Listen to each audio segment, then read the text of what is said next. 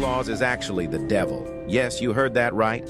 For years, many people believed Santa Claus to be a joyful old man delivering gifts to good kids, but in reality, it's all a lie. Just think about it. Why is Santa red, just as the devil is as well? And the word Santa uses the same letters to write Satan. Many people argue that Santa was created to distract the true meaning of Christmas, which is the birth of Jesus Christ. Others believe it's the government who profits tremendously of the money that is spent for gifts. Should kids really be admiring a folktales, which is actually Satan? What are your thoughts about this? Comment down below.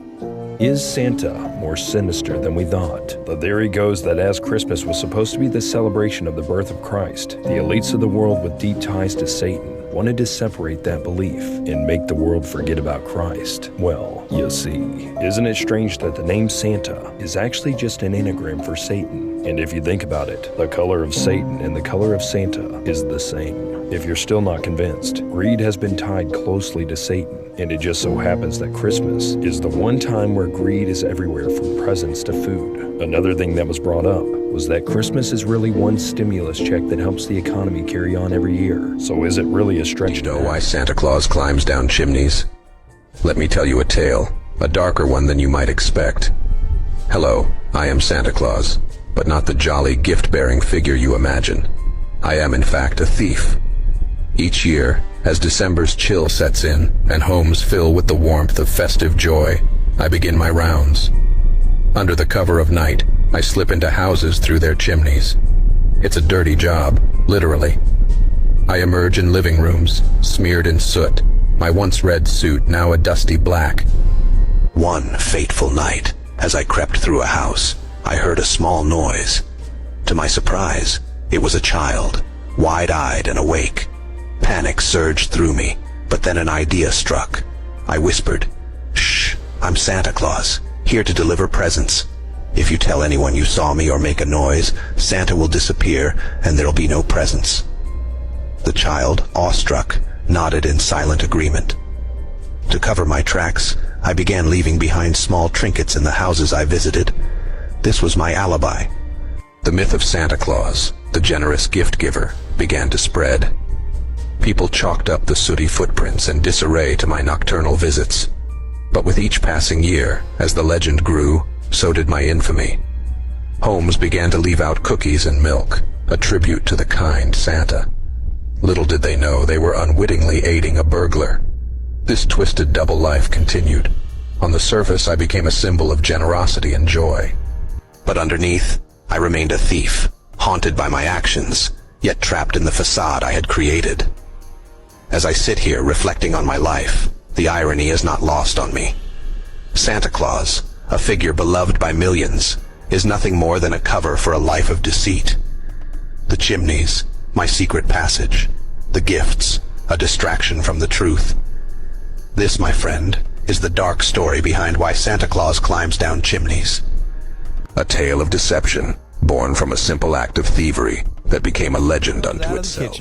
I'm standing with my back up to the stove, and he doesn't say a word. He walks straight up, boom, left hand up under my neck, jacks me up off the floor. I'm up on the stove.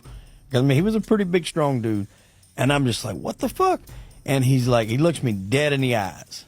And he says, I'm going to fucking kill you. And you've heard that phrase to where people say they had that look in their eye. This dude's eyes look gray. I couldn't tell you what color they were right now if you paid me $1 million. And I remember both, I'd never seen eyes look like color. And I was able to scoop my way down off the stove because it was like a flat top stove. So I was able to slide off. He tries to like bring his knee up to knee me in the side as best I could. I kind of twisted my body that way he didn't like really knee me in the side. And I told him, I was like, dude, if you don't get the fuck off me, I'm going to shoot you. And so he cocks his hand back and he's bringing it forward. I can see it coming, and I kind of lift up my chin and he clips the bottom of my chin. He doesn't get like a full shot on my face. He's aiming for the side of my jaw to try to knock me out. And when I lifted up, he clipped the chin, and his momentum carried him, across the hand that he was holding me with. So he let go, and he kind of stumbles like a step or two to the left. I step back. The way my kitchen is designed, I'm in a corner because you have the refrigerator, then it cuts down, you have the stove, then it cuts back the other way, and you got the sink. I'm in that corner. He's already heading back to me. He's going to football tackle me or whatever he's going to do. He's charging. So I take out the gun and I fire. Boom, boom, boom. I thought it was twice because it was loud. It was in a confined kitchen, and it was loud as shit. He immediately falls back. Boom, just dropped. Didn't say a word, just fell back. And so I'm just like, I've shot obviously before, but never shot anybody, especially in like this. It's just been target practice or just randomly shooting in the woods before now.